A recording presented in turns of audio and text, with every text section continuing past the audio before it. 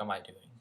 I was just like, holy shit, where the am I? Like, this is no longer like a fun like weekend trip that I was used to. Like, this is like I'm like far as in a car that's about to break down.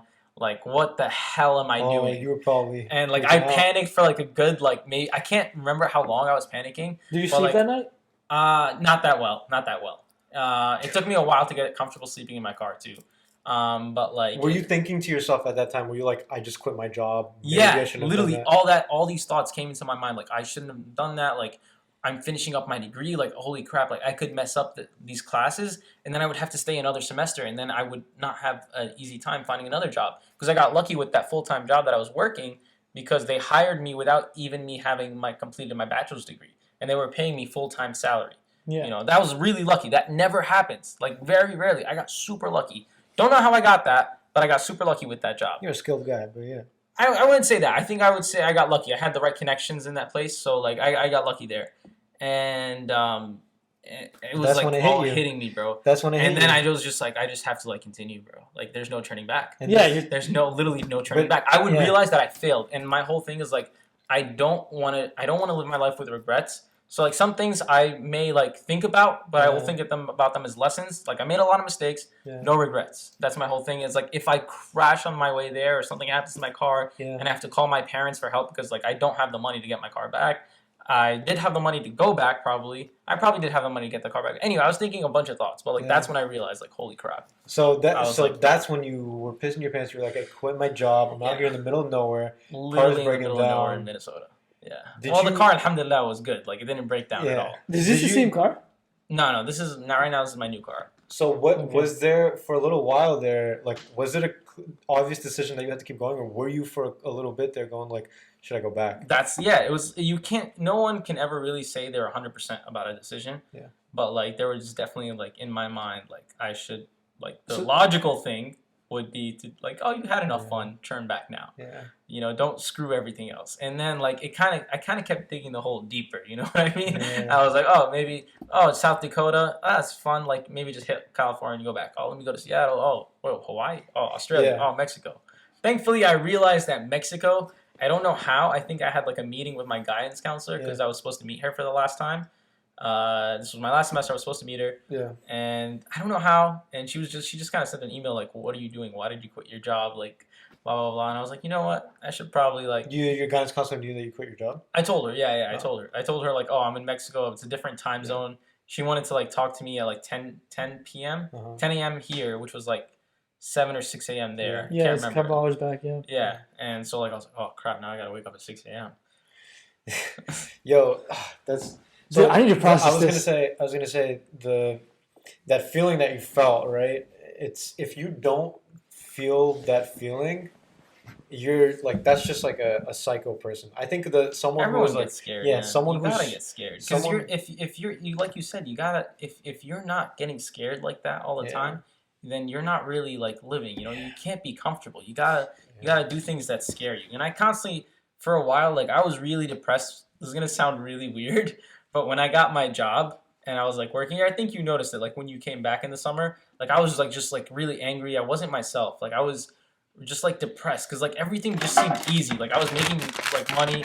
My credit card debts were starting to get paid off. He's like this is I need to like I was literally I need to start doing something to just like do something, bro. It's like I need to start doing something that's gonna make me lose sleep at night again. Yeah. I was just losing my mind, man. And so I decided like you know what, this was a chapter I wanted to close in my life living here. So I moved to another place. And that place is cool and all, but like this place with Arshad especially will have like a lot of good memories too. I don't know, man. I just wasn't feeling it. It was just like it was eventually building up for me to quit, to leave for another company that was gonna properly train me without me like training myself and also give me the tools because this startup was not giving me any tools to succeed. How is the startup now?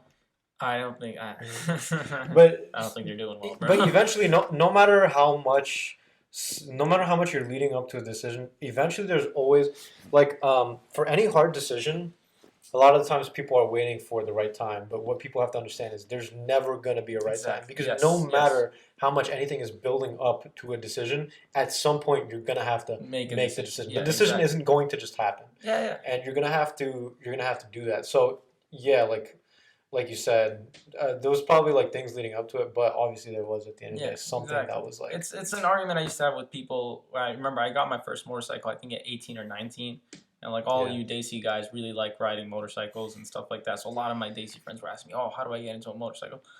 Just buy one. Yeah. It's not that hard. That's what I did. I did not have a license. I just went to a store and I bought one. How do you get a license? You take a test, but that's regardless of the point. Like I took it later on after I've been riding for 3 years. And it comes to the simple argument: you don't ride a motorcycle by sitting on the couch. You get up and you do it. You can't want to wait for when I graduate and stuff like that. It's like you gotta just do it. You gotta just do it sometimes, man. It's like financially, some of this stuff doesn't really make sense on paper. Like you can't really process it on paper. You can't put a certain math to it. Like, oh, I have to save up my money.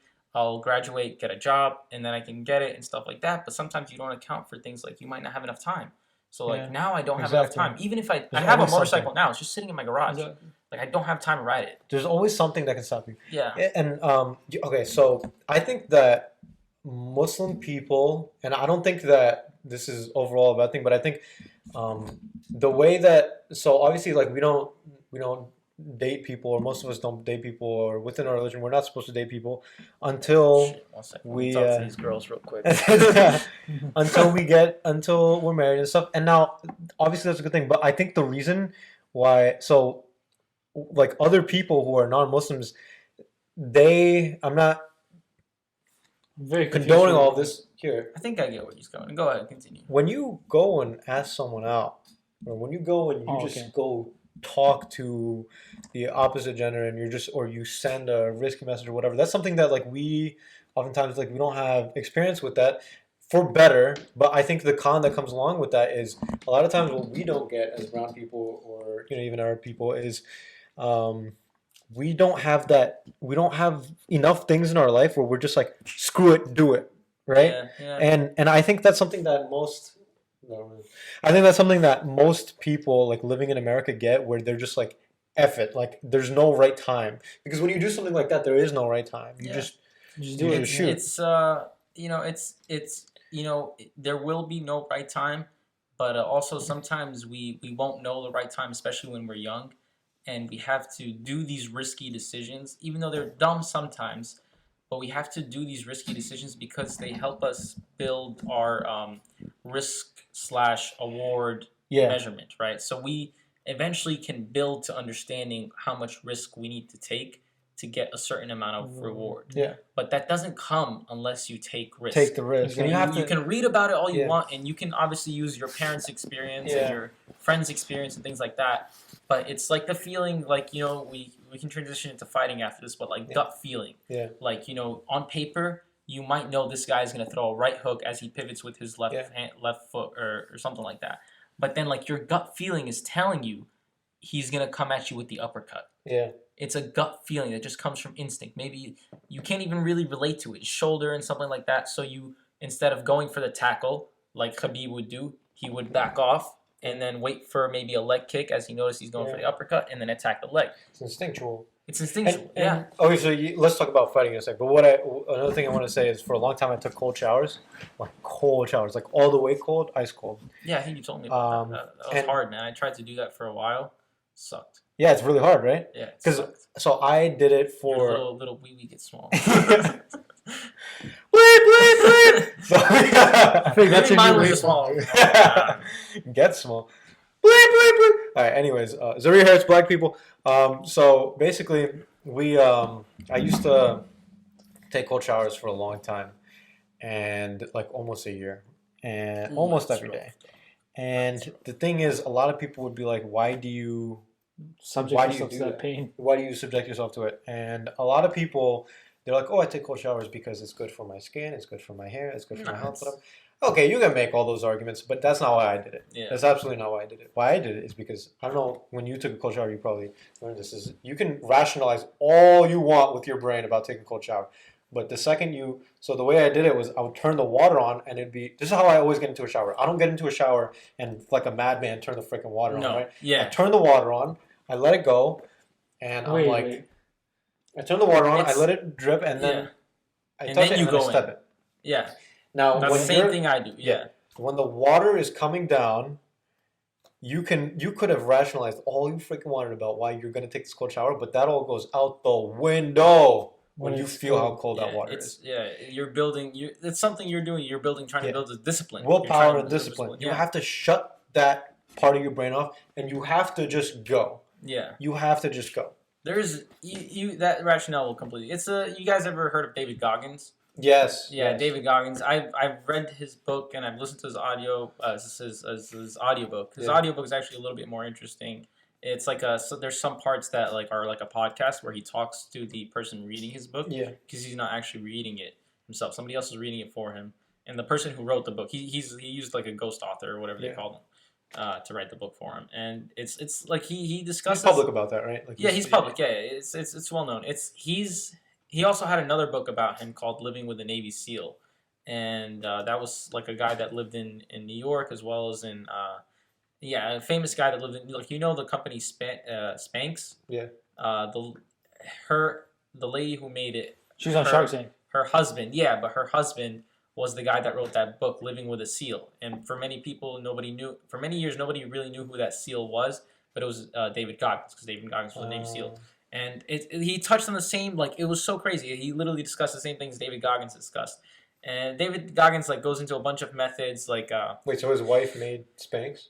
Not David Goggins, the one guy, like a random stranger. I was just giving you, like, trying to relate to him a little bit. But he's a famous, like, pretty rich dude. He like, made, like, another hydration drink or something like that. I can't remember his name. But he basically brought David Goggins over for 30 days to live with him. And so he can build discipline. But, like, David Goggins at the time wanted to remain anonymous or something like that. So he made the book anonymous. But it's like those two books are about David Goggins. And he touches on those two things. It's like constantly chasing the uncomfortable and building discipline. But he goes a little bit more crazy about it. We don't have to get to that level of crazy. But it's just building these things. Nobody's perfect on this. I'm way far behind this. Like there's periods where I will have extreme discipline, and then it'll all fall out the window when something happens. Yeah. And it's like he'll discuss something like motivation is crap. Yeah. You have to try and build discipline, and everyone will tell you that. Yeah.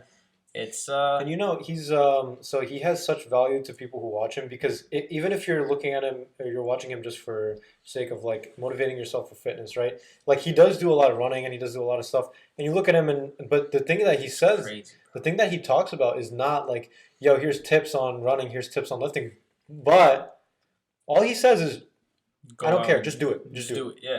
And that itself is so much fun. Like he doesn't even talk about. He doesn't even say. He made like a lot of mistakes too. Like for example, people didn't believe him when he gave this example in the book. When he was like running for so long, he ran like many marathons, qualified for Boston, which is like really hard. His health?